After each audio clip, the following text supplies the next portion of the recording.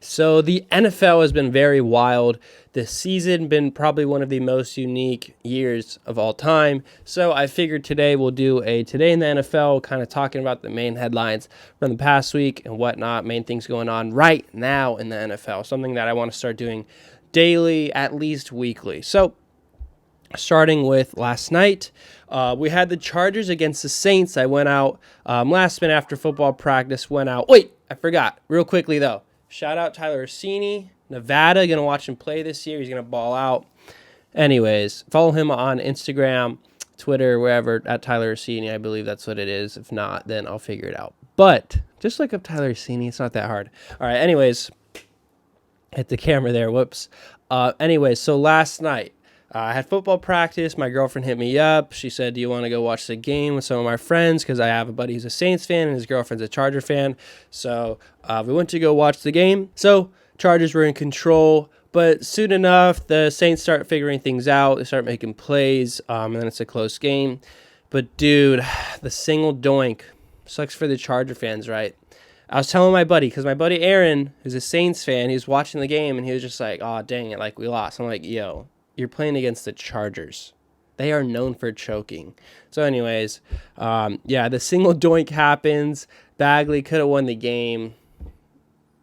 Doesn't come up clutch. And then the Saints end up winning it and whatnot.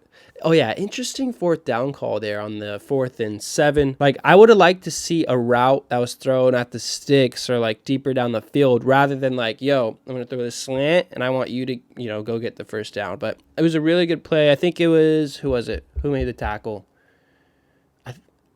My gut says Marshawn Lattimore. Was it Lattimore? I don't remember. I think it was. But nonetheless, a great play there. That sucks for the Charger fans out there. But it was good for me, though, because the Chargers didn't lose by 8, and that was the spread, and I had the Chargers. So I won like $100 off of like 5. So that was cool. Enough about the trash choking. I'm just kidding. So on to the next thing now. Wait, hold up. Oh, yeah, and the Saints are still playing without Michael Thomas. So I think the Saints, okay, so here's my prediction going into that game, and this is why I bet on it, was the Chargers have been trending up. I mean, they haven't been winning, like they're in games, right? They haven't been winning, but the Saints, it seemed like they were staying here while the Chargers are slowly going up, and the Saints were kind of staying where they were. I think the Saints will potentially start playing a lot better very soon. I've seen things where, like, in the past, they've always started like this, and it is just what it is. But I do see the Saints becoming, like, a top team once they start figuring things out, once they get Michael Thomas back. But one thing about the Saints that I'm sure everybody noticed is Drew Brees' arm. He's not as strong as he used to be. So it's just going to be an interesting season for them, and I think it really depends on what Drew Brees is able to do, because as of right now, pretty much, we were watching the game, and I was like, yo, Drew Brees only hits checkdowns. Like, that is all I saw. So in order to be a good team, you have to be able to go, at least hit the deep shot, and I don't remember the last time I saw Brees do that, but anyways, or at least this season. So you have to be able to hit that deep shot, the intermediate stuff, and of course the checkdowns, right, which he's doing anyway. So they have to work that into their offense so it makes the defense back up.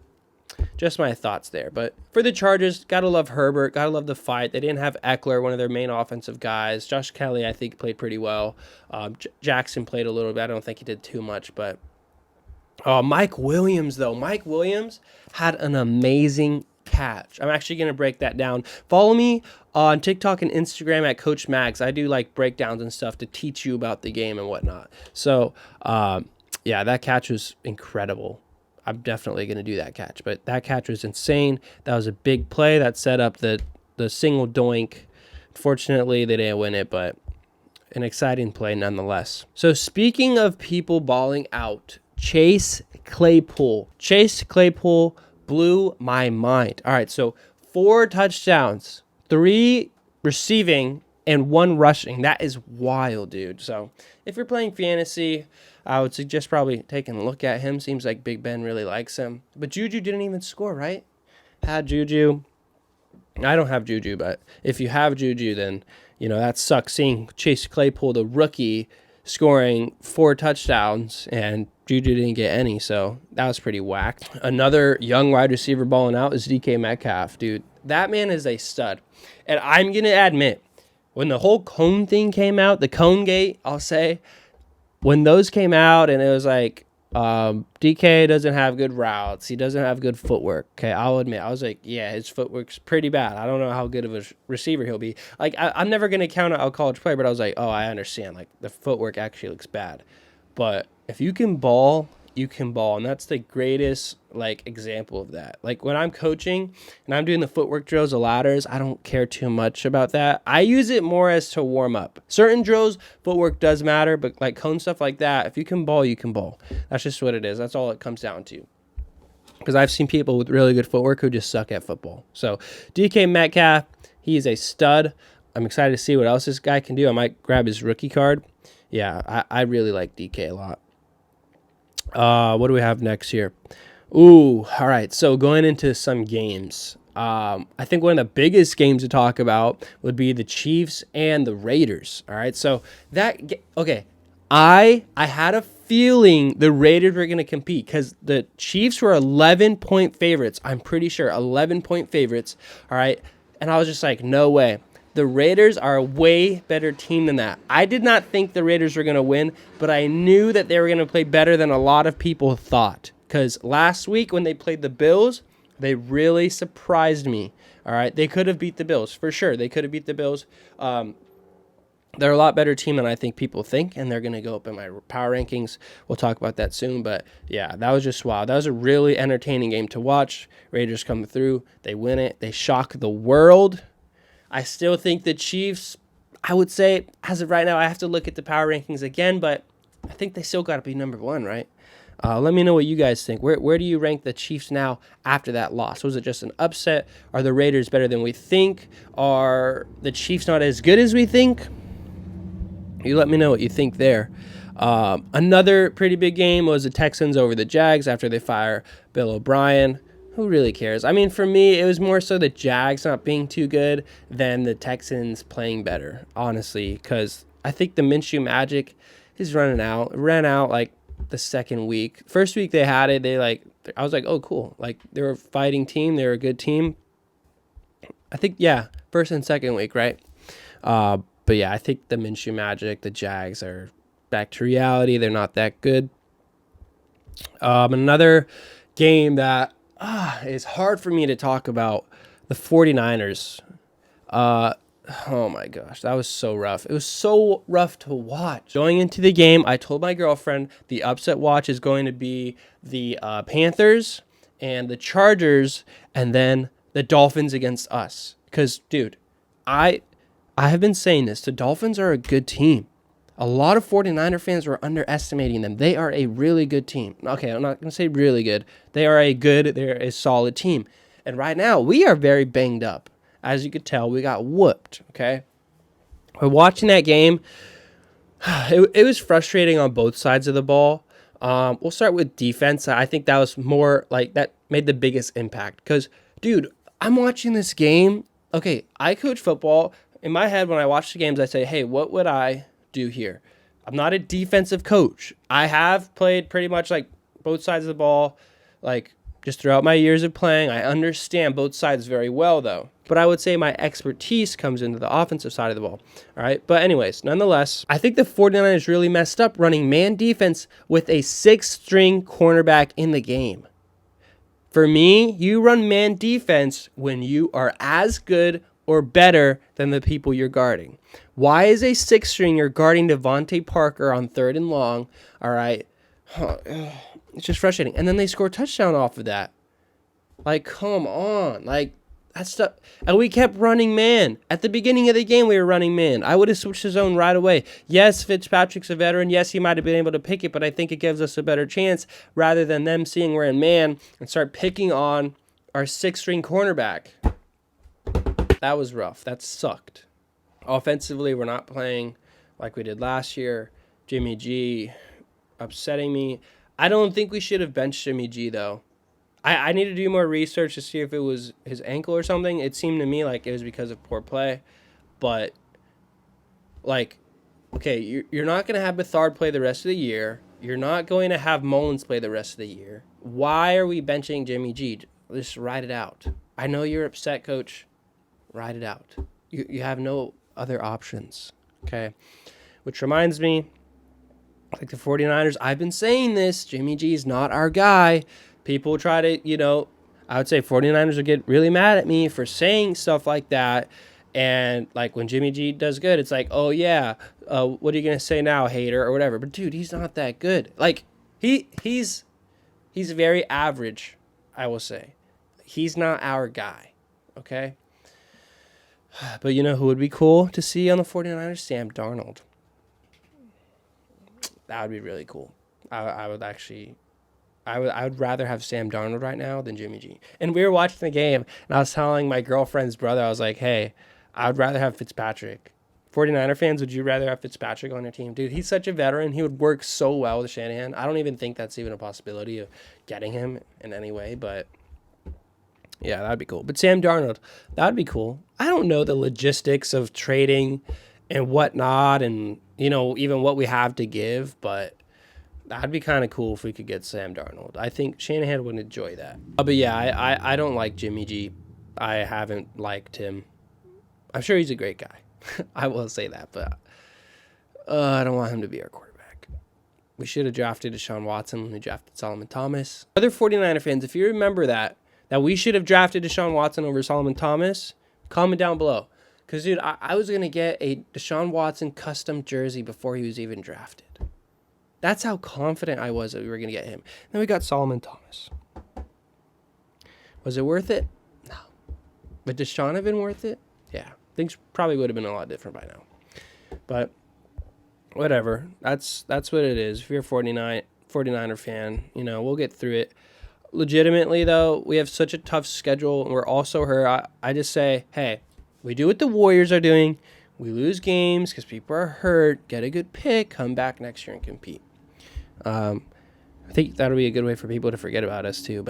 And it's just such a weird year. I feel like that's a good idea. And I don't want people to think I'm like quitting. Like, obviously play your butt off. If we make it, we make it. But at the same time, calculated risks. I'm more of a strategic thinker when it comes to stuff like that. Looking at the big picture. Just my thoughts there.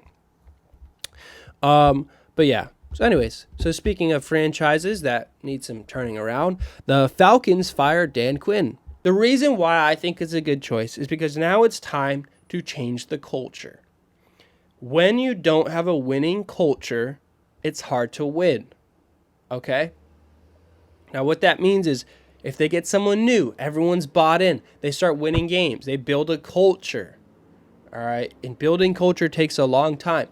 The Falcons built their culture of being good, but not good enough, not finishing. Happened 3 times in recent memory, the Super Bowl, Cowboys, and the Bears. I think it was time. A lot of people would agree it was time. Most people would agree. But on a happier note, it's Brian Dawkins' birthday today. Yeah, I think I was fortunate enough. If not, when I was younger, I learned the history of football, and Brian Dawkins was a crazy dude, and I wish I could have seen him play more. Like, especially now as a coach, after playing, it's really cool to look back at certain things and with a different perspective. But Brian Dawkins, happy birthday. Truly a legend. One of the best safeties ever. One of the craziest players ever. So yeah, that's pretty cool. Back to the darker stuff. Now, Dwayne Haskins, dude, he got benched. Which, why, dude? The I keep calling you the Redskins. You're not the Redskins. Washington football team. You guys are garbage. Have the young guy play the whole year. Like, okay, you're giving up because whatever, he's cocky, cares about his stats. Makes sense. Ron Rivera would definitely do that, right? Like, be like, yo, that's not cool. It's not what quarterbacks do. I get it. But he's young. You also didn't give him a chance. It's just like, come on, guys. It's funny, though, because a lot of people were, like, saying he wouldn't be the guy. It's like, it's just nuts that after all that, they're going to just bench him, like, so abruptly. Like, I don't think he got a fair shot. Let me know what you think if you think Dwayne Haskins had a fair shot. There's multiple teams looking to trade for Haskins, so I'd be intrigued to see which teams those are. where he would possibly end up going. So that would be pretty cool to see. And on that note, Washington has already started scouting QBs for the draft, even though they just got this dude. And that's another reason why culture is so important. Washington has no culture of winning. Everyone knows them as trash. And they've been making horrible moves left and right for the past however many years, dude. And Tyler, my boy, Nevada, dude, I love you, bud, but your team's not good, dog. All right. Anyways, next, the Jets are trying to trade Le'Veon Bell, which this is long overdue as well. Adam Gase, I'm pretty sure, didn't even want Le'Veon Bell on the team, and I'm sure Le'Veon Bell is not having a fun time over there. So it'd be cool. It'd be cool to see how Le'Veon does with a better squad. I think that'd be really fun. This dude was like the best running back in the league not too long ago. So don't sleep on Le'Veon Bell. Maybe a team can get him for pretty cheap. Would not be surprised. Another pretty interesting headline that I saw was the NFL potentially having a playoff bubble. I think that's very smart. Even if things work out this season, I still think that there should be a bubble. That way you're not risking like player getting COVID during the playoffs, has to sit, starting quarterback, whatever it is. So I actually do like that idea. I think one of them would be in Dallas. I forget what the other one would be. But yeah, I actually really like that. I think that's smart. If you look at the NBA recently, the news came out like there's no positive tests. So the NBA, if anyone is trying to learn about how to do a bubble, that's somewhere we can go and learn from. Next, we're going to react to Dak. Dude, first of all, the injury was disgusting. That sucks to watch.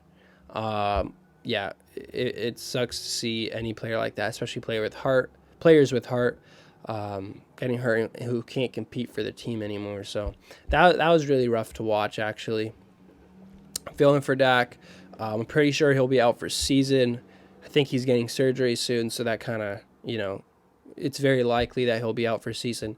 But yeah, that's really tough. You hate to see things like that, and I hope that Dak has a speedy recovery and comes back into the league and tears it up like he was, because not a lot of people were talking about him in the MVP talks, but I think he was definitely in there. He's probably like top 6, like people in the running. So yeah, that's brutal for the Cowboys, man. At least they won the game for Dak, so that was kind of cool. So gonna finish this up now. And I'm going to give you my prediction for tonight. We have the Buffalo Bills against the Tennessee Titans. I'm predicting that the Bills are actually going to catch on fire. And not only that, the Titans are not that good. This year compared to last year, step down. Titan fans are going to hate me saying this, but they are just simply not as good. They're in close games. When they did play and not breaking the rules, they were in close games with really bad teams, so... don't think that the Titans are there anymore. I think that was it, legitimately. I think the Bills are going to blow them out of the water. The Bills are on fire. Bills are red hot. Josh Allen is red hot. I'm going to say 34-14, the Bills over the Titans tonight.